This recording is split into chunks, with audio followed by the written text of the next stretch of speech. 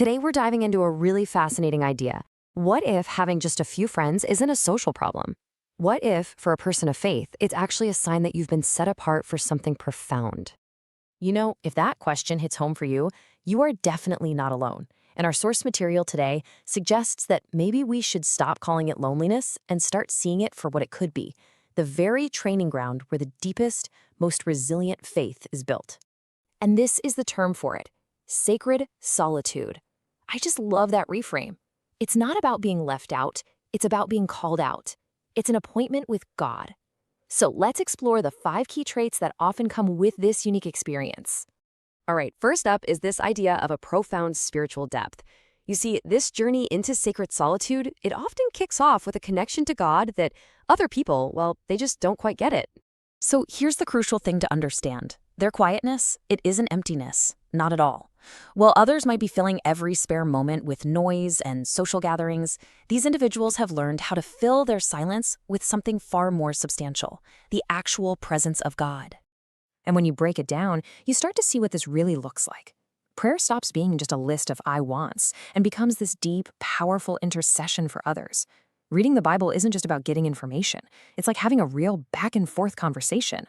And with fewer social distractions, their spiritual roots just dig down so deep, so fast that their maturity can honestly outpace their age. This is such a perfect picture of it, right? So many people build their lives on the shifting sand of human approval, what people think, what people say. But these believers, they're building on the bedrock of their quiet, consistent time with God. And that's a foundation that absolutely will not wash away when the storms hit. And look, this isn't some new, strange idea. The source points us straight to Scripture. I mean, even Jesus, who was constantly surrounded by huge crowds and his closest disciples, deliberately chose to go to solitary places to pray. He knew the power that was found there. Okay, so that deep spiritual foundation naturally leads us right into our second trait, which is all about carrying a unique calling, a specific assignment on your life. Now, the idea here isn't that these individuals are antisocial or that they don't like people. Not at all.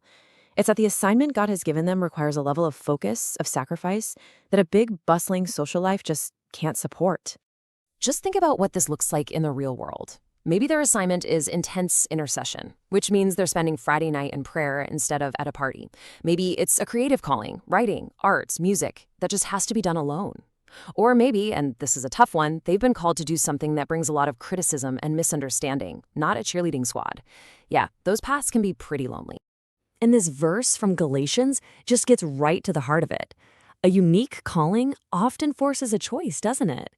Are you living for the approval of the people around you, or are you living for the assignment that God has put on your life?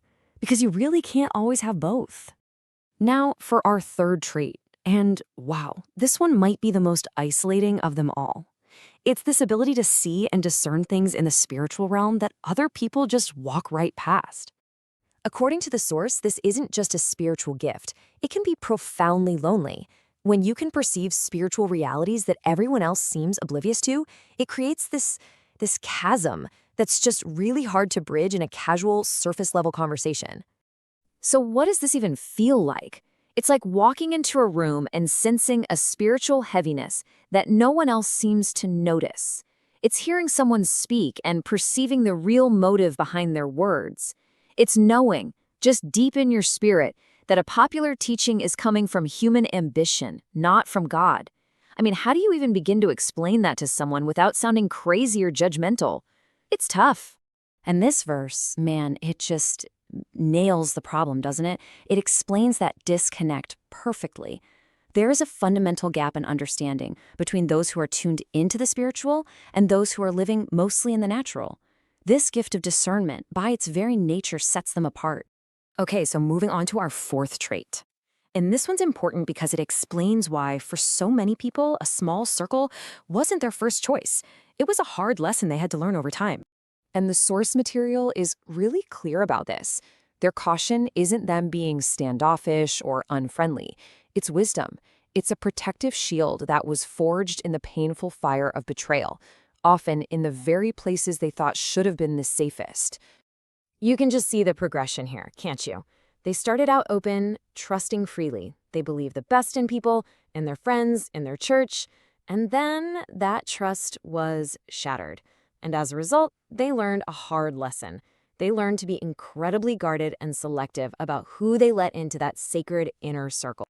The pain of this kind of experience is ancient. You can hear it right here in this psalm.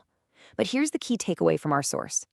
Being betrayed by someone close doesn't mean you're disqualified. In fact, it often means you're being refined for a faith that's deeper and far more authentic. And this brings us to our final trait. And honestly, this one might be the one that ties it all together.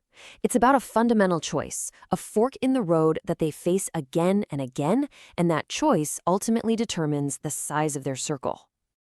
I mean, look at this. This lays it all out. At every turn, there's a choice. Do I join in on the gossip so I can fit in, or do I stay silent like God is telling me to? Do I just nod along with the popular but compromised teaching, or do I speak the difficult truth? Time and time again, they choose the path of obedience to God, even when they know it means they might have to walk it alone. They've read the fine print. They've counted the cost of what it means to be a true disciple. And this quote from Jesus is a pretty stark reminder, isn't it? Following God's will doesn't always win you friends. Sometimes it does the exact opposite. So if any of this has been resonating with you, if you've been nodding along, the final message here is just so powerful. It's that you're not defective. You're not damaged or disqualified. Your difference, your small circle, it might just be part of a divine design. And this right here, this is the ultimate reframe. What if that solitude you have been feeling isn't a punishment at all? What if it's actually a form of protection? A way for God to guard your calling, to keep you from distractions, and to protect your faith from being watered down. And to wrap it all up, there's this incredible promise. Even in what feels like the most profound solitude, you are never truly alone. Your circle of human friends might be small, but you have a constant companion who will never, ever leave you and who always understands. And that is a truly powerful thought to end on.